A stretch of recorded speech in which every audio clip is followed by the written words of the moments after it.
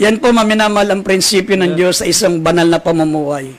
Pero sa panahon natin ngayon, maminamal, talagang bihira yung talagang umiiwas sa mga tao pong lumalabag sa kalooban ng Diyos. Karamihan po sa mga mananampalataya ngayon, kampi-kampi. Sama-sama, barkada sila. Pag ang isang kakasama nila hindi sumusunod, sasama na rin sila. Hindi yan isang prinsipyo ng banal na pamumuhay. Sabi rito, inuutos sa atin, mga minamal na ating mahal na Panginoon, na magsiwalay tayo sa bawat kapatid, na lumalakad ng walang kaayusan, hindi ayon sa aral na tinanggap nila sa amin. Kasi kung hindi natin sila iwasan, sama-sama po tayong mapunta sa impyerno. Amen.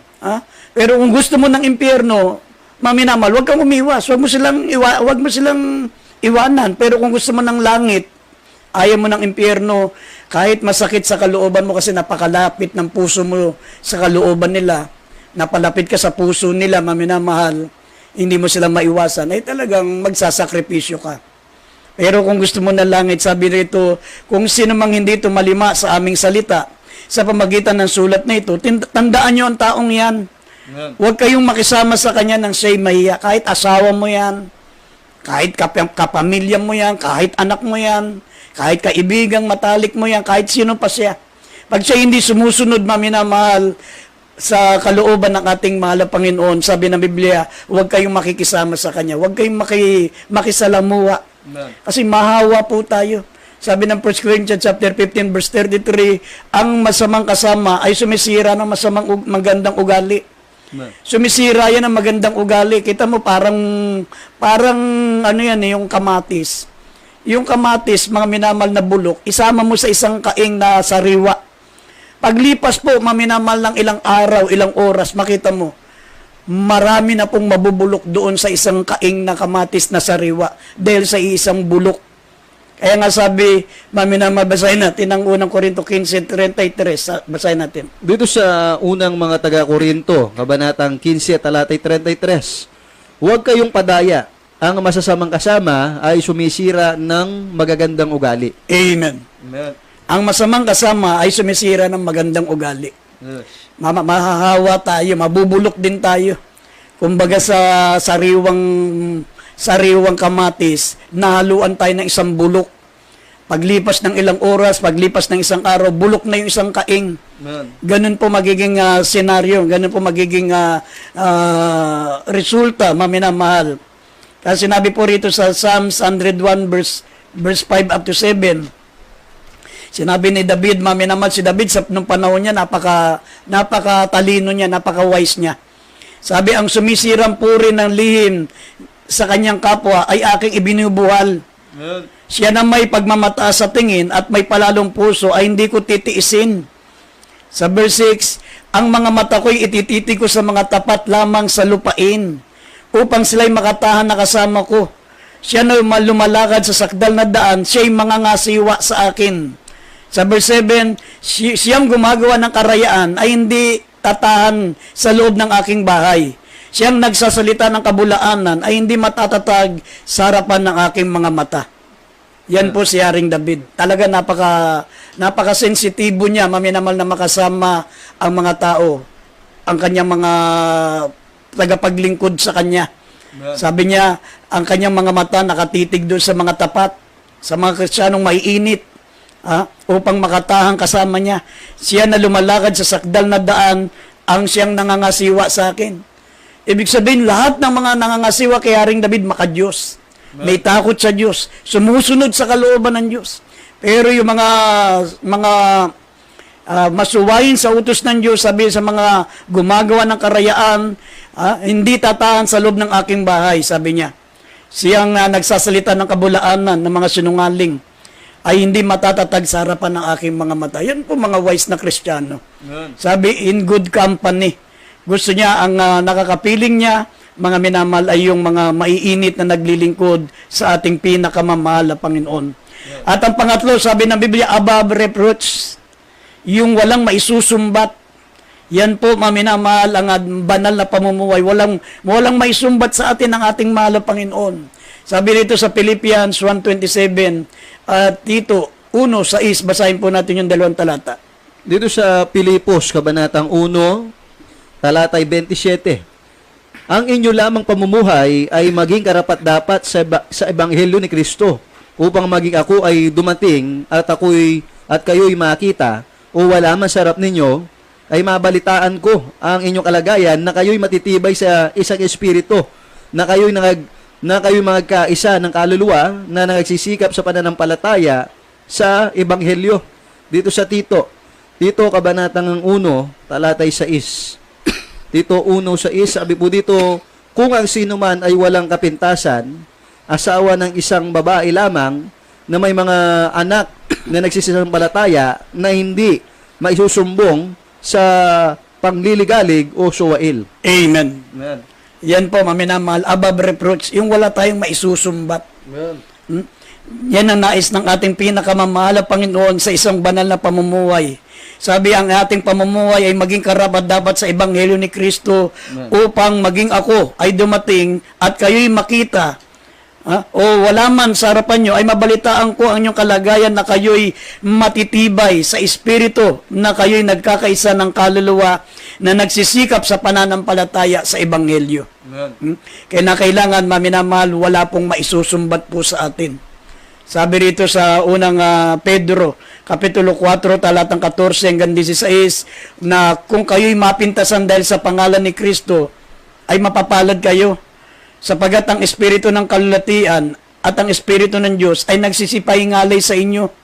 Ngunit kung tayo po, maminamal, ay mapintasan dahil tayo po, mga minamal, ay mga mamamatay tao, mga magnanakaw, manggagawa ng masama, mapakialam ng mga bagay ng iba, mga minamahal. Sabi rito, ngunit kung ikaw ay isang tao na nagbata ng gaya ng Kristiyano, ay huwag kang maya, kundi luwalatiin mo ang Diyos. Yeah. Sabi rito, basahin po natin mga talata ng Pedro 4:14 hanggang 16. Dito sa unang Pedro, kabanatang 4, talatay 14 hanggang 16.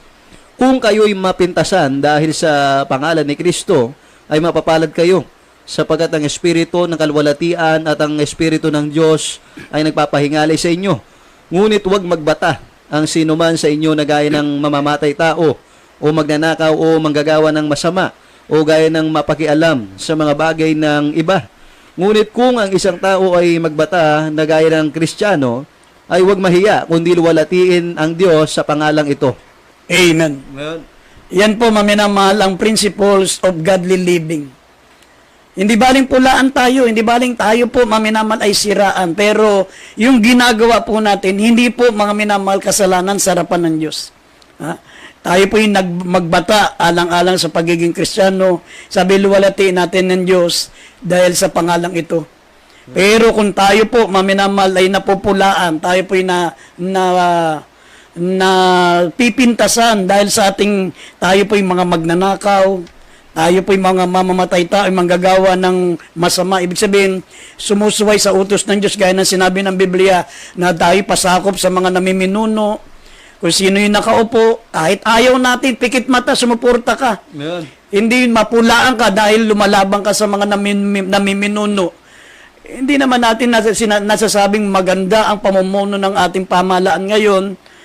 Hindi natin sinasabi na walang kapintasan ang mga namiminuno ngayon. Pero Kristiyano tayo. Hindi dapat, mga minamal, na tayo po, mga minamal, ay napupulaan dahil hindi tayo nagpapasakop sa mga namiminuno sa atin. Sabi, tayo po yung mga manggagawa ng masama. Mapakialam sa mga bagay ng iba.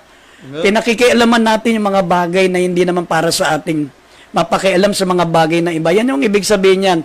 Mapakialam sa mga bagay na iba. Hindi para sa atin yan. Amen. Ang para sa atin, sumunod lamang po tayo. Sino yung namumuno?